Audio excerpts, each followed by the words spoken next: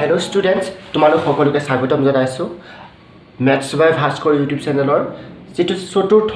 এটো হৈছে পঞ্চমটো lecture This is lecture number 5 okay ইয়াৰ আগতে মই কেইবাটাও লেকচাৰ দিছো লেকচাৰ 1 লেকচাৰ 2 লেকচাৰ 3 লেকচাৰ 4 হেগিটা তোমালোকে চাবা ইয়াৰ আগৰ যি কেইটা ভিডিও সেই ইন্ট্ৰোডাকচন ভিডিও কিটা চালে তোমালোকে এই প্ৰবলেম বিলাক কৰিব পাৰিবা আজি ভিডিওটো তেতিয়াহে বুজি পাবা যদি তোমালোকে ইয়াৰ আগৰ ভিডিও কেইটা চাইছা যদি আগৰ ভিডিও কেইটা চালা তেতিয়া হলে এটো ভিডিও কন্টিনিউ কৰা চাই গৈ থাকা ঠিক আছে প্ৰথমৰ পৰা শেষলৈকে চাবা প্ৰথমৰ পৰা একদম লাহে লাহে সম্পূৰ্ণকৈ যেতিয়া ভিডিওটো চাবা তেতিয়া তোমালোকে বুজি নোপোৱা কোনো কথা নাথাকিব বুজি পাবা প্ৰত্যেকটো বস্তু আৰু অসমীয়াত মই কোৱেশ্চনটো কৈ দিম তোমালোকে বুজাত যাতে সুবিধা হয় তোমালোকে ইংৰাজীটো লিখিব পাৰিবা অসমীয়াটো লিখিব পাৰিবা যেটো মনৰ ইচ্ছা ঠিক আছে ইউজিং ইউক্লিডছ ডিভিজন এলগৰিথম ইউক্লিডৰ ডিভিজন এলগৰিথম ব্যৱহাৰ কৰি মানে ইউক্লিডৰ বিভাজন প্ৰমেয়িকাটো ব্যৱহাৰ কৰিব লাগে আৰু ব্যৱহাৰ কৰি পেলাই দেখুৱাব লাগে square of any positive integer যিকোনো যোগাত্মক অখণ্ড সংখ্যাৰ যেটো স্কয়াৰ যোগাত্মক অখণ্ড সংখ্যা এটা লৈ ললা ধৰি ললো a তাক স্কয়াৰ কৰিলা এই স্কয়াৰ কৰিলে can be expressed as thism plus 1 যদি যেতিয়া তুমি সেই যোগাত্মক অখণ্ড সংখ্যাটো লৈ তাক যেতিয়া তুমি স্কয়াৰ কৰিবা স্কয়াৰ কৰি দিয়া পাছত মানে বৰ্গ কৰাৰ কথা কৈছে বৰ্গ কৰি দিয়াৰ পাছত তাক thism আৰু হি লিখিব পাৰি বা thism plus 1 আৰু হি লিখিব পাৰি যত m টো এটা ইন্টিজাৰ এটা মই এটা যোগাত্মক অখণ্ড সংখ্যা লৈ চাও এটো দুইটো এটা যোগাত্মক সংখ্যা অখণ্ড সংখ্যা হয় ইয়াক স্কয়াৰ কৰিলো 4 হল ইয়াক thism plus 1 আৰু হি বা thism আৰু হি লিখিব পাৰি নেকি চোৱা 3 into 1 plus 1 3 গুণ 3 যোগ 1 4 ঠিক আছে ইয়াক thism plus 1 আৰু হি লিখিব পাৰি যত এটো thism plus 1 আৰু হি আছে নাই m equal to 1 ঠিক আছে তো দুই এটা সংখ্যা ললো দেখুৱালো যে সেই সংখ্যাটোক আমাক এটাই কৈছে আমি দেখুৱাব লাগে এনেকুৱা ধৰণৰ দুই নিচিনা যিমান যোগাত্মক অখণ্ড সংখ্যা আছে সেই যোগাত্মক অখণ্ডবিলাকক বৰ্গ সদায় thism plus 1 আৰু হি বা thism আৰু হি আছে বুলি দেখুৱাব লাগে thism আৰু হি থকা যেনে মই ধৰি ললো 3 square equal to 9 equal 3 into 3 so this is thism যত m equal to 3 হ'ব m equal 3 ললো 3 গুণ 9 এটো thism আৰু হি আছে এটো thism plus 1 আৰু হি আছে এটা আমি হেইটোকে জেনাৰেলি প্ৰুভ কৰিব লাগে আমি প্ৰত্যেকটো ইন্টিজাৰটো বহুত আছে ন 1 ৰ পৰা ইনফিনিটি লৈকে ইনফাইনাইট নাম্বাৰছ অফ ইন্টিজাৰ আছে পজিটিভ ইন্টিজাৰ আমি গুটি পজিটিভ ইন্টিজাৰ বিলাকক এনেকে এতিয়া দেখুৱা আগতে আমি লিখি দেখুৱাব নোৱাৰো ন এক্সপ্লিসিটলি সো হেতু কাৰণে আমি কি কৰিব লাগে গুটি ধৰি ললো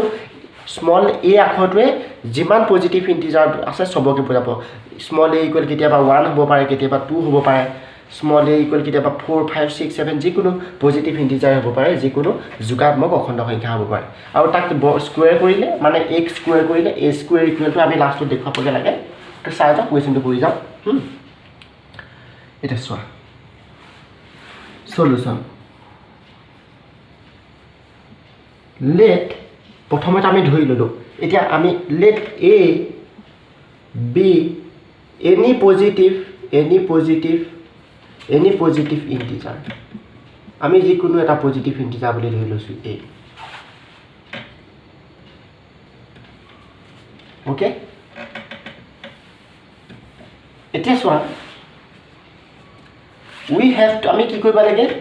we have to show আমি কি দেখাব লাগে আমি সেইটো লিখিলো we have to show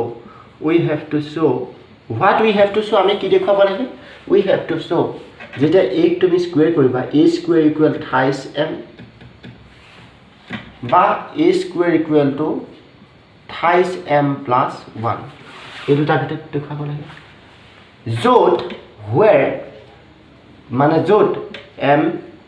is an integer m is an integer is এই কথাটো এটো শর্টকে এনেকে লিখিব পাই m belongs to z কাৰণ z টো ইন্টিজাৰ সেটটো বুজায় so m belongs to z এনেকে লিখি দিলে হগলে কোনা পাই কোনতে এই শর্টকে এনেকে লিখি দিলে হ'ব যায় ঠিক আছে এটা সোৱা এটা এটা কথা মন কৰিবা হা এতিয়া এখিতে বুদ্ধিটো ঘটাব লাগে কোনোবা এটা সংখ্যাক তুমি স্কয়াৰ কৰিবা কোনোবা এটা সংখ্যাক তুমি স্কয়াৰ কৰিবা সেই সংখ্যাটোক স্কয়াৰ কৰোতে তিনি এটা যদি কমন আহিবলগিয়া হয় তিনি এটা কমন কেতিয়া আহিব সোৱা যেতিয়া তুমি এ নামৰ এটা সংখ্যা ল'লা এই সংখ্যাটোক তুমি স্কুৱেৰ কৰিবা স্কুৱেৰ কৰাৰ পাছত যিটো তুমি পালা সে ধৰি ল'লো a square equal two b পাবা কিবা এটা সংখ্যা এতিয়া ইয়াক থাইছেম আৰ্হিত লিখিব লাগে বা তিনি লগত কিবা এটা সংখ্যা পূৰণ হৈ থকা এনেকুৱাকৈ দেখুৱাব লাগে তিনি লগত কিবা এটা সংখ্যা পূৰণ হৈ আছে প্লাছ বা এনেকৈ দেখুৱাব লাগে বা আমি কেনেকৈ দেখুৱাব লাগে তিনি লগত কিবা এটা সংখ্যা পূৰণ হৈ আছে প্লাছ 1 এনেকৈ দেখুৱাব লাগে এতিয়া এইটো হ'বলৈ হ'লে কিবা এটা সংখ্যাক স্কুৱেৰ কৰাৰ পাছত তিনি এটা কমন আহিবলৈ হ'লে তুমি চোৱা এই সংখ্যাটোত এই যিটো সংখ্যা এই সংখ্যাটোত তিনিটো পূৰণ হৈ থাকিব লাগিব তেতিয়াহে তাক স্কুৱেৰ কৰাৰ পাছত তিনিটো কমন আহিব তেতিয়াহ'লে আমি কি কৰিব পাৰোঁ a ইকুৱেল থাইছ m সৰি তেতিয়াহ'লে a ইকুৱেল থাইছ ধৰি ল'লোঁ n এনেকুৱা হৈ থাকিব লাগিব বা থাইছ m প্লাছ ছামথিং এনেকুৱা হৈ থাকিব তেতিয়াহে এনেকৈ হেৰি এটা পোৱা নাহিব এটা সেইটো যেটো তিনি এটা কমন আহিব লাগিব মানে ইয়াক স্কুৱেৰ কৰাৰ পাছত তিনি এটা কমন আহিব লাগিব বুজি পালা সেই বুদ্ধিটো খটাই পেলাই আমি ধৰি ল'ম এইখিনিতে ধৰা হ'ল a b n positive integer and এটা b ইকুৱেল ধৰিব লাগিব কিবা কাৰণ দুটা সংখ্যা দিয়া থাকিলে আমি কি লিখিব পাৰোঁ a আৰু b দিয়া থাকিলে আমি পাছোঁ a equal b q plus r এনেকৈ লিখিব পাৰোঁ সো এইটোতো আমি ধৰি ল'লোঁ এটা b ইকুৱেল কিবা এটা সংখ্যা ধৰি লোৱা যাতে সেই সংখ্যাটোৰ পৰা তিনি এটা কমন আহিব লাগিব কাৰণ স্কুৱেৰ কৰাৰ পাছত তিনি কমন আহিব লাগিব মানে তাৰ আগতে সেই সংখ্যাটো তিনি এটা থাকিব লাগিব সো আমি ধৰি ল'লোঁ b ইকুৱেল টু 3 হ'ল যেতিয়া এটা সংখ্যা a আৰু b দিয়া থাকে and এটো ধৰি ল'লোঁ and b ইকুৱেল টু 3 নাও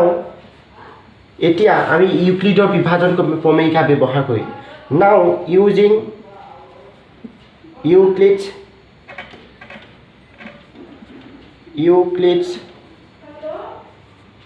ডিভিজন এলগৰিথম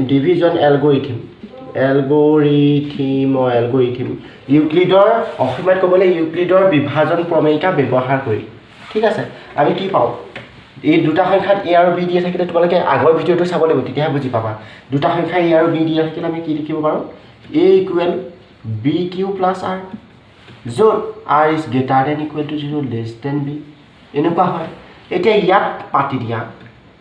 এই জেগাত কি আছে এই জেগাত a আছে এটা সংখ্যা লৈছিলোঁ b ইকুৱেল কি লৈছোঁ 3 লৈছোঁ সো 3 কিউ প্লাছ r এতিয়া এইটো হ'ল এনেকৈ লিখি দিলোঁ হ'ল b জেগাত 3 লৈছিলোঁ বহাই দিলোঁ ঠিক আছে r is greater than equal to 0 আমি জানো এতিয়া r ইকুৱেল ইয়াত লিখিম r is greater than equal to 0 less than what b less than b জেগাত কি আছে 3 আছে সো ইয়াত বহাই দিলোঁ 3 এটা চোৱা এইটোৱে আমাক কি দিব hence কি হ'ব r ইকুৱেল to 0 হ'ব তাৰপিছত কি হ'ব 1 হ'ব তাৰপিছত কি হ'ব 2 আৰু কি 3 হ'ব পাৰিবনে নোৱাৰে কাৰণ তিনিতকৈ সৰু হ'ব লাগিব 0 1 2 লিখি ল'লোঁ এতিয়া চোৱা এতিয়া আমি এই rটো ব্যৱহাৰ কৰি ইয়াত r ৰ ভেলু কাটি দিম for r equal to 1 r equal to প্ৰথমতে r ইকুৱেল টু 0 আছে 0 লওঁ for r equal to 0 a equal thrice q plus 0 plus 0টো নাপাতো ইয়াত প্লাছ 0টো পাতা বা নাপাতা ইয়াৰ কোনো ভেলুৱে নাই ন মুহাই দিলোঁ বছ তেতিয়া চোৱা এতিয়া x স্কুৱেৰ কৰি চোৱা এতিয়া চোৱা x স্কুৱেৰ কৰা this implies a square equal thrice q square equal to what 3 3 গুণ 9 কিউ স্কুৱেৰ এইটো স্কুৱেৰ কৰিব তোমালোকে জানিব লাগিব তো ইয়াত এইটো এনেকৈ আহিব এতিয়া চোৱা 3 ইনটু থাইছ কিউ স্কুৱেৰ হ'ল এতিয়া এইটো চোৱা মই b ইকুৱেল যে 3 লৈছিলোঁ b ইকুৱেল 3 লোৱাৰ কাৰণে কিমান লাভ হৈ গ'ল চোৱা ইয়াৰ পৰা 3 এটা কমন আহি গ'ল সেইটো কাৰণে মই 3 লৈছিলোঁ b ইকুৱেল ঠিক আছে এতিয়া চোৱা ইয়াৰ খাতে আমি কি লিখিম থাইছ m লিখিম এই থাইছ কিউ স্কুৱেৰ কিউটো এটা হৈছে ইণ্টিজাৰটোক স্কুৱেৰ কৰিলে সেইটো এটা ইণ্টিজাৰ আৰু কিউ স্কুৱেৰটো এটা ইণ্টিজাৰ কিউ যেহেতু ইণ্টিজাৰ সো কিউ স্কুৱেৰটো ইণ্টিজাৰ আৰু কিউ স্কুৱেৰটো যেহেতু ইণ্টিজাৰ তাৰ লগত 3 এটা পূৰণ কৰাৰ পাছত 28 কিউ স্কুৱেৰ এই গোটেই সংখ্যাটো এইটো সংখ্যাটো ইণ্টিজাৰ হ'ব সো আমি কি লিখিব পাৰোঁ m equal 28 q square m equal 28 q square ধৰি লেট এইটো আমি লেট কৰিছোঁ ধৰি লৈছোঁ এইটো আমি ধৰিছোঁ m ইকুৱেল 28 কিউ স্কুৱেৰ ধৰিছোঁ লেট ঠিক আছে অসমীয়া লিখিলে m ইকুৱেল 28 কিউ স্কুৱেৰ ধৰি বস এতিয়া চোৱা ফৰ এতিয়া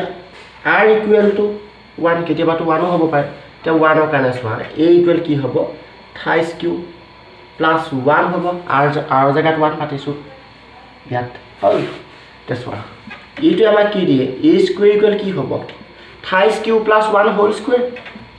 28 কিউ প্লাস 1 হোল স্কুৱেৰ এইটো কি হ'ব 28 q a plus b whole square ফৰ্মুলাটো মনত আছে না নাই এইটো a plus b whole square a plus b whole square equal a square plus 2ab plus b square এইটো সৰু চালিও জানে চোৱা এই ফৰ্মুলাটো ইউজ কৰিছোঁ আৰু ইয়াত ইউজ কৰিব লাগিব সেইটো a plus b whole square এইটো a plus b whole square formula ভাঙি দিয়া 3 3 গুণ 9 q square 9 q square plus b square মানে 1 plus a plus b whole square plus 2ab 2 into a into b 2 3 গুণ 6 q into 1 6 q twice ab a2 twice ab টো ভাঙিলে কি হ'ব 2 into a into b so এটো পালো হল এটা এটো সমান ইয়াক আমি লিখিব পাৰো 9 কিউ স্কুৱেৰ তোমালোকে নিজে কৰিছোৱা বহিত ইয়াত যদি কোউটা বুজি পোৱা নাই নিজে কৰিছোৱা একেবাৰে easy 9 q square plus 6 q plus 1 এটো চোৱা আমি ইয়াত 3 এটা কমন ল'ব পাৰো চোৱা 3 এটা কমন লৈ দিলে কি হ'ব 3 এটা কমন ল'লে 28 কিউ স্কুৱেৰ ইয়াত থাকিব ইয়াত twice কিউ থাকিব হল ইয়াত লিখি দিলো 3 into 28 q square plus twice q বস কমন লৈছো আৰু 1 টো পাটো 3 কমন নাহে সো এটো ব্ৰেকেট দি পেলাই 1 টো বাহিৰতে ৰাখি দিলো বস এতিয়া 28 q square plus twice q equal to m লোৱা ইকুৱেল টু 28 m প্লাস 1 আৰ হি বস 28 m প্লাস 1 পাই গলো না যত m ইকুৱেল টু এইটো where m is equal to 28 q square plus twice q बस 28 m plus 1 r here gole eta r equal to 2 লোৱা a equal কি হ'ব নিজে কৈছো 28 q plus 2 this implies a square কৰিছো a square equal to কি আহিব 28 q plus 2 whole square 28 q plus 2 whole square ইয়াত কি আহিব বটনত পাতিম এটো লাইনত পাতিম ঠিক আছে a square equal কি পাম ইয়াত তলত 28 q square মানে 9 q square 2 square মানে হৈছে 4 28 q square কৰিলো এটো পালো 2 square কৰিলো এটো পালো plus twice ab 2 into 28 q plus 2 2 গুণ 4 3 গুণ 12 q এটো আহিব এটা সো এটো 12 এটো লাষ্টটো q বস ইয়াত এটা সোয়া ইয়াৰ পৰা 3 এটা কমন ললা 28 q স্কয়াৰ এই চাৰি সংখ্যাটো কেনেকৈ তুমি লিখিলা তাৰ কথা আমি এনেকৈ লিখিম কাৰণ 4 পৰা 3 এটা কমন আহিব লাগিব তো হেতু কাৰণে আমি এনেকুৱা কৈ দিম 28 9q square plus 12q plus 3 plus 1 সাইডত এই চাৰি সংখ্যাটো 3 plus 1 লিখিব পাৰো 4 ক আমি 3 plus 1 লিখিব পাৰো বস এতিয়া চোৱা this is equal 3 এটা কমন লৈ দিও 28q স্কয়াৰ থাকিব প্ৰথমতে তাৰছত ইয়া বা কি আহিব কমন 3 4 গুণ 12q plus 1 বাহিৰত কি থাকি গল 1 over একো কমন নাই so 28m plus 1 আহি গল ইয়াত m equal to কি ললো m equal 28q square plus 4q plus 1 so দেখিছা না বস ইয়াত কে তললে লিখি দাও নজুৱে তোমালোকে নেদেখা ঠিক আছে সো আমি কি পালোগে লাষ্টত এইটোৰ কাৰণে এ স্কুৱেৰ ইকুৱেল টু কি পালো এটা সংখ্যা আমি এ লৈ লৈছিলোঁ এটো যিকোনো সংখ্যাক বুজাইছে x স্কুৱেৰ কৰিলো সি কেনেকুৱা ৰাশিত থাকে 28m ৰাশিত থাকে x স্কুৱেৰ কৰিলো সি কেনেকুৱা ৰাশিত থাকে 28m + 1 ৰাশিত থাকে x স্কুৱেৰ কৰিলো সি কেনেকুৱা ৰাশিত থাকে 28m + 1 ৰাশিত থাকে তেতিয়াহ'লে আমি কি লিখিব পাৰোঁ মোহাই দিওঁ নি লাষ্টত আমি লিখাই দিলোঁ হেন্স আমি এইখিনি লিখিছোঁ হেন্স আমি কি লিখিম স্কুৱেৰ অফ